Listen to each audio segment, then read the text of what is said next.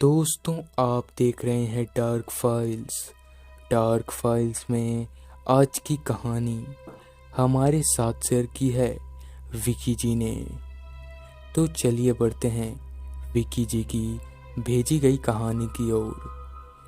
कहानी की शुरुआत करने से पहले अगर आपने अभी तक डार्क फाइल्स चैनल को सब्सक्राइब नहीं किया तो कर लें और साथ ही बेल आइकन को भी ज़रूर दबाएं ताकि आने वाली वीडियोस की नोटिफिकेशंस आपको जल्द मिल सके।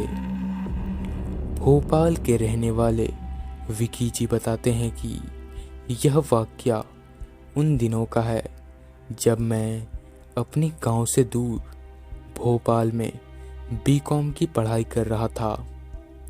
रात का खाना खाने के बाद मैं सोने वाला ही था कि तभी मेरे फ़ोन की रिंग बजी।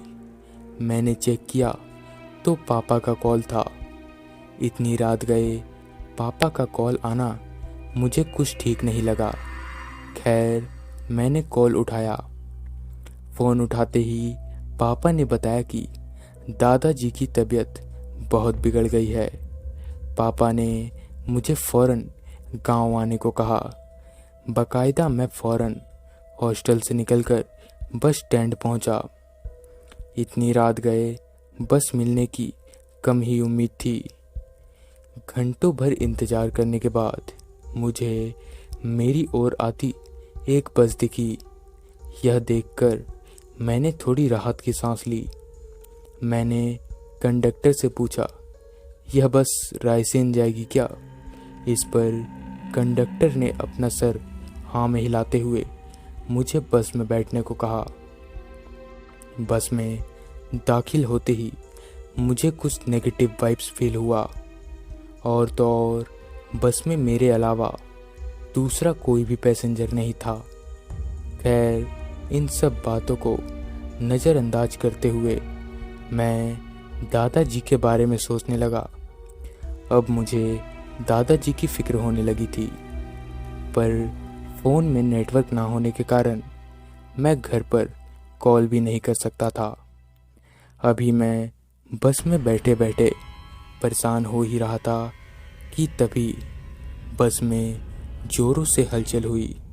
हलचल इतनी ज़ोरों से थी कि मेरा सर सामने वाली सीट से जा टकराया, जिसके बाद मेरी आंख बंद हो गई। फिर जब मेरी आंख खुली तो मैंने अपने आसपास बहुत से लोगों को पाया जो कि देखने से अजीबोगरीब और डरावने लग रहे थे। अब तक मैं बहुत डर चुका था। अब बस कुछ ही देर में रायसेन आने वाली थी। बाकायदा मैं कंडक्टर के पास जाकर खड़ा हो गया। वहाँ खड़े खड़े मेरी नज़र बस के ड्राइविंग सीट पर गई, जिस पर से ड्राइवर गायब था। बस की स्टीयरिंग खुद ब खुद घूमे जा रही थी। यह सब देखकर मैं बदहवास हो चुका था। मैं वापस अपनी सीट पर आकर बैठ गया। किसी तरह मैंने अपने आप को डर के सामने टिकाए रखा। जैसे ही बस रायसेन पहुंची, मैं बस से उतरने लगा। उसी वक्त कंडक्टर ने मेरी पीठ थपथपाई और मेरी ओर मुस्कुराते हुए देखा। बस वहाँ से निकल चुकी थी। मैं वहाँ से घर पहुँचा तो पता चला कि दादाजी की तबीयत अब पहले से बेहतर है। उन्हें हॉस्पिटल में एडमिट किया गया है। तो दोस्तों, यह थी विकी जी की भेजी गई कहानी। अगर आपके पास भी ऐसी कोई कहानियाँ हैं तो हमारे साथ ज़रूर शेयर करें और देखते रहें डार्क फाइल्स।